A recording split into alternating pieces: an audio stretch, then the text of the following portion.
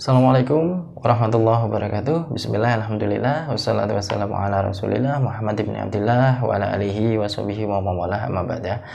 Apa kabar sahabat santri dan pendukung channel Al-Hadafi? Semoga kita semua selalu dalam lindungan Allah subhanahu wa ta'ala, senantiasa diberikan keberkahan rezeki, umur dan segalanya oleh Allah subhanahu wa ta'ala.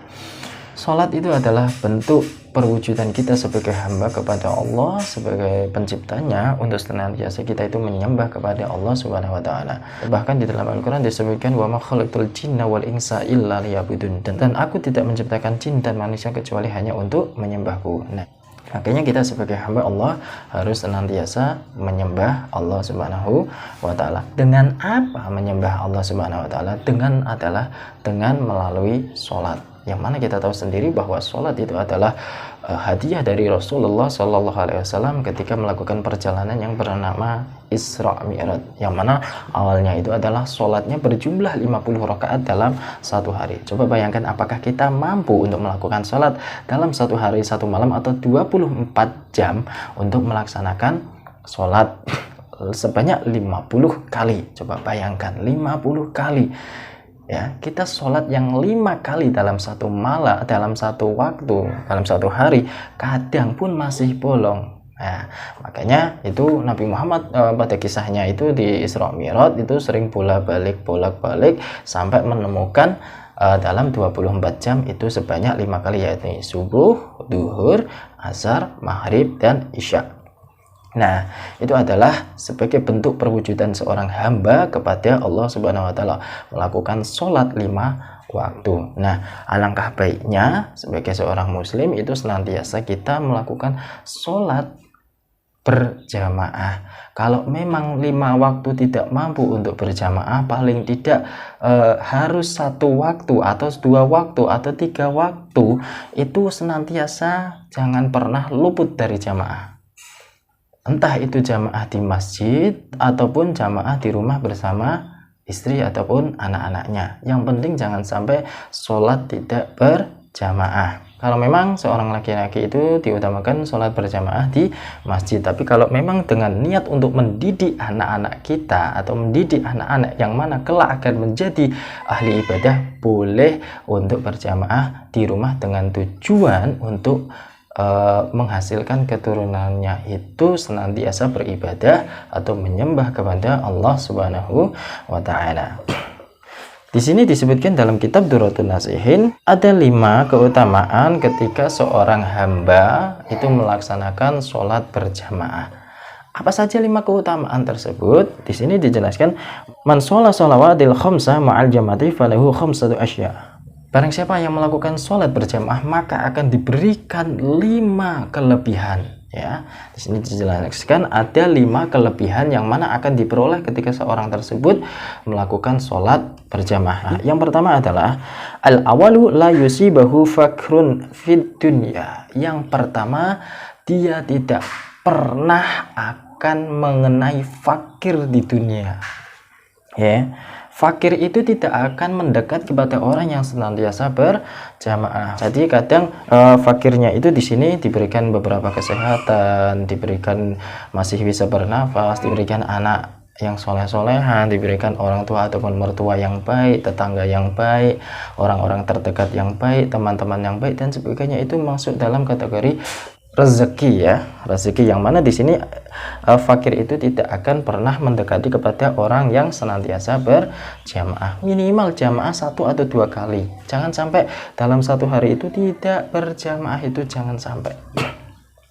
Yang kedua adalah wasani yarfa'ullah ta'ala an adabil kubri. Yang kedua adalah Allah akan mengangkat adab kubur kelak ketika dia meninggal.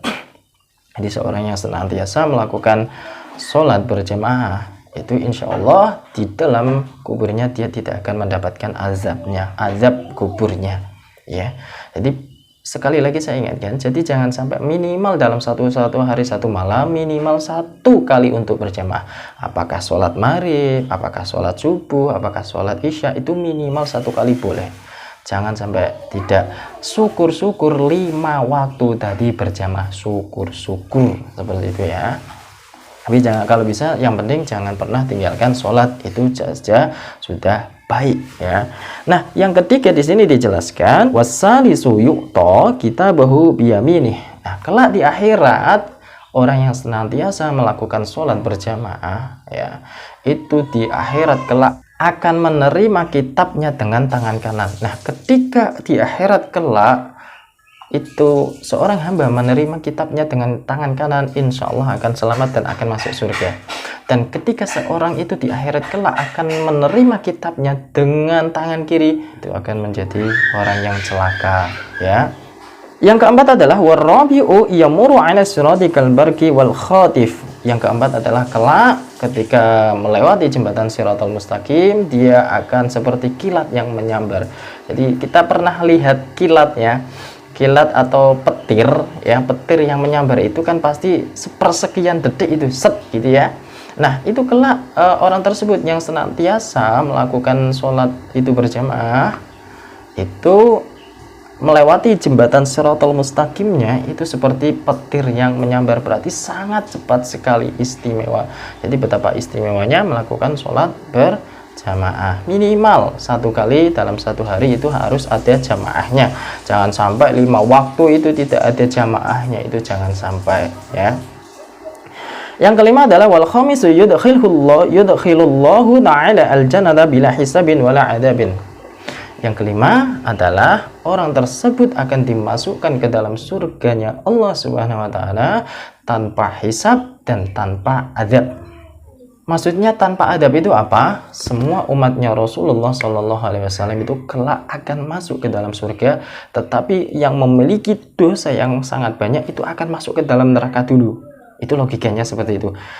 Akan masuk ke dalam neraka dulu untuk dibersihkan semua dosa-dosanya, akhirnya masuk surga. Sama halnya kita main logikanya, ketika kita membeli ayam ya, pasti akan dicuci dulu sebelum dimasak ini ya.